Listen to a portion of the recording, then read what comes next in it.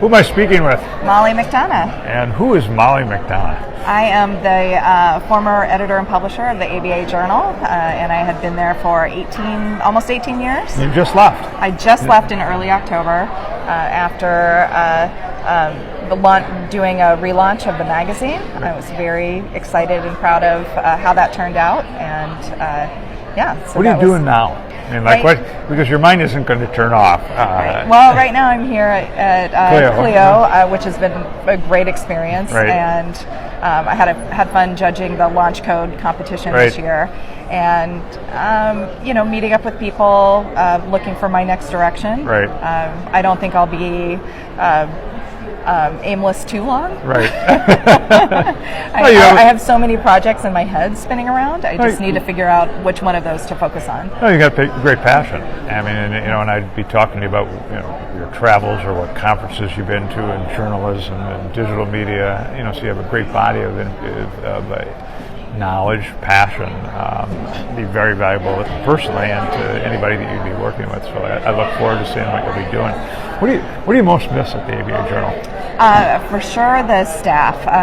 Working with my team, they're such a great group of journalists. They're mission driven. They really care about writing and reporting on the disadvantaged and people who need lawyers more than anyone. Right. And so being able to focus projects on those topics was really an honor and a privilege, really. Yeah, that's a nice way to put it. I mean, I had the privilege of sitting in one editorial meeting. I was, kind of going, wow, don't get to do this every day. I never know what goes on, and I watch the really driving the passion. The people in the room go around. This is what I'm working on. This is what I'm doing. Somebody's saying this. I think we should do this or do that. Well, we narrowed it down to this, or what's that? Kind of pain in our side thing that we have to deal with over here and that. People with a lot of pride, and they're not getting paid $1 million to do what they did. They really care about what they're working on and the people that they're writing about. And it was fun to have you there and see kind of what you thought was interesting. I love those meetings, and that's probably one area I'll miss is the brainstorming, the energy that comes out of those. You get a peek inside. I get a peek inside of the publication of the flagship publication for the law, in American legal journalism. It's pretty amazing.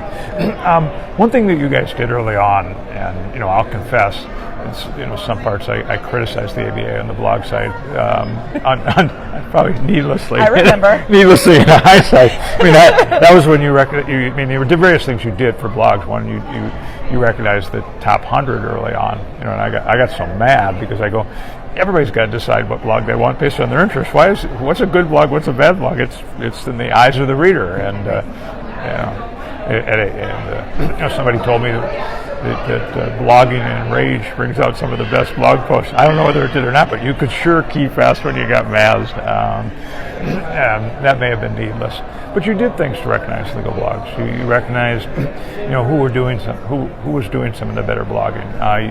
You brought blogs into legal news, in effect, when you had the site where you had a legal blog directory, and then you're pulling things out. You're honoring who's doing what. How did that all come about? So when we first launched ABAjournal.com, as part of that project, the publisher at the time, Ed Adams, really wanted to develop a curated list of law bloggers to kind of break away from the search engines at the time and create a way to pull that community together as a resource for lawyers. And it was really one of the best resources for our staff. To get leads, ideas, sources. It was really fantastic. We ended early on. We picked law bloggers for that Blog 100, partly based on which bloggers our staff used for story leads, tips, analysis, expertise, and that when they would want to understand a topic more deeply, they would go into the directory or focus on law blogs, and we'd pull those into the directory or flesh them out more. That's pretty cool. I mean, how many years ago was that when that first happened? We launched the blog directory with the site in 2007. Yeah, so a lot of water under the bridge, Right. in the blog Right. world. What do you see in legal blogging today?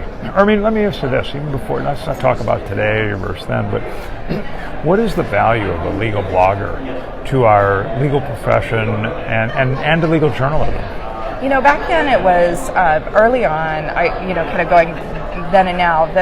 Back then there were more bloggers, at least that we were focused on talking about general news. I don't see that as the highest value in blogging now. Right. I see it as really a way for lawyers to do deep dives into their passions, Right. Whether that's practice areas or side interests or pro bono, whatever it Right. is that they want to dive deeper into, or maybe they're making a practice transition and they need to learn more about it.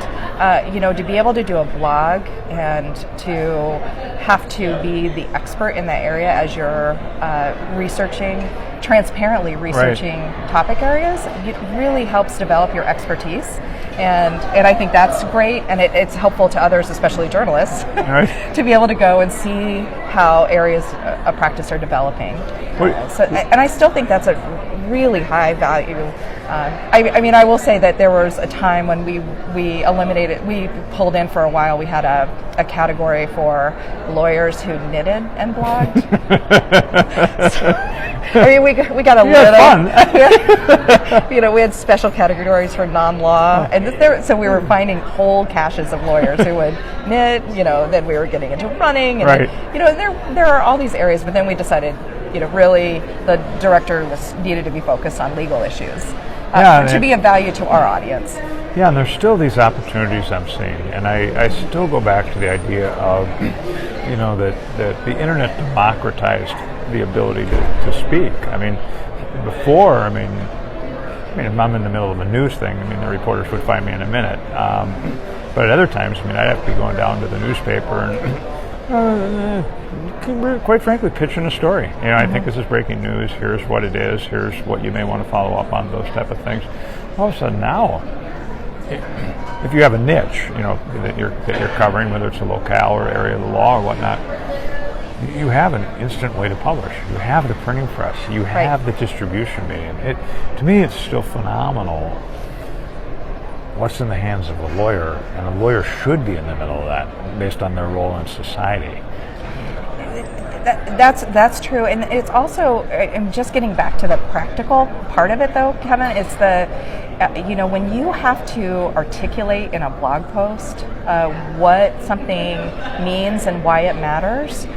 You really have to think through that. That's right. And I really think that helps build your confidence and expertise in the area. Right. Too. And being able to write or type, whatever however you do your first draft is an important way of developing that skill. My first draft goes up, and then when people start to read it and share it on social media, then I go, I better go back and look now because this is looking they're going to read this, or they'll ping me and they'll say, hey, you made these typos and those typos. But I absolutely agree. More than one lawyer, and even lawyers here at Clio, have told me that the blog has made them a better lawyer. And they had to think through things. They may be learning new things. They're processing this. They're sensing what people may say on the outside, so it's a little bit more critical analysis. And then it makes them keen to be following things because they feel like they're going to share what they're observing. We used to do a survey. We did this a few times, and one of the things we really focused on is that at the beginning of a blog, it would take hours for somebody to do a post. And that they would just labor over them, come up with the topic and research. And then, the more they got into it, the more they understood how, what was interesting to write about, the quicker those posts would come. So, what took hours before would go down to 45 minutes, down to 30 minutes, down to, I could, crank out in 15 minutes during a break of my day my thoughts on a new case or a topic. Dan Harris. That was, exactly. China law. Hell. You know that blog. I mean, it's Yep. prolific. And Dan swears nothing takes longer than 15 or 25 minutes, and I'm going, come on, Dan. But I think he's serious. Right. He just gets it and he goes. I want to be able to follow up with you over time to get more of your thoughts on blogging, and even from the standpoint of what would you do in this situation and that situation, because it would be extremely valuable for lawyers as a guide, especially the lawyers that are being pulled maybe by marketing departments of business development, that needs to be this long, it needs to have these words, it needs to have this title, it needs to have this for SEO, and we need to have this amount of traffic coming from these places, and we need to pay to distribute it. And you're looking at it from, it's not the same as a story that has editorial review and copy and everything at a publication like ABA Journal, but you're looking at it a little bit differently Quality, than just a marketing authenticity, thing. That authentic is a buzzword right now, but it's true. It's having that quality is job one. And I think you're going to be a judge for the Blog Excellence. I am. I'm very excited. Which is excited really about cool that. for us. And what I was really excited about when Bob shared the list, I saw that list and I go, leaders who are women in the law. I'm actually really excited. I looked at it and I said, this is good. It was a who's who of people. And now the onus is on us to make sure that every one of the law firms that we have knows. I think we should announce the judges and say, this is the people who are going to be looking at this. Don't miss the opportunity for your lawyers that have done particular posts in different areas. Get it in here. And then to see what it's all about. Yeah, I think it's going to be pretty cool. And I think you may have influenced Bob on an idea when we said we need to make sure more lawyers are coming into the community with their blogs, and you said have a contest. I believe. I did. I think that is true. How have you enjoyed Clio? What do you think this year? This has been great. I had not been to the two conferences in New Orleans, right. And this has just grown exponentially. But the energy hasn't waned. Jack Newton said in his closing that he fears how he's going to top the next one. They've really done that as a team every single year. I don't even know. I'm not sure it's topping it as much as just delivering that same energy and excitement, enthusiasm, leaving with good ideas and good interactions. Puts up the picture of 140 people.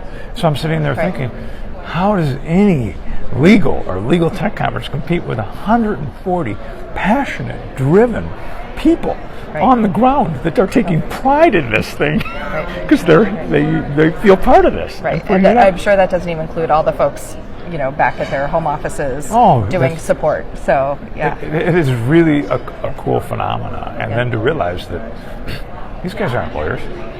Jack is not a lawyer, but he talks about the synergy in the way he looks at passion and centric and doing things and learning things from lawyers as to how he can help them and the profession do better in the way they do things. It's a pretty cool thing. So you'll be coming back next year, maybe? Yes, I would love to come back. So you should. San Diego's an easy choice for me.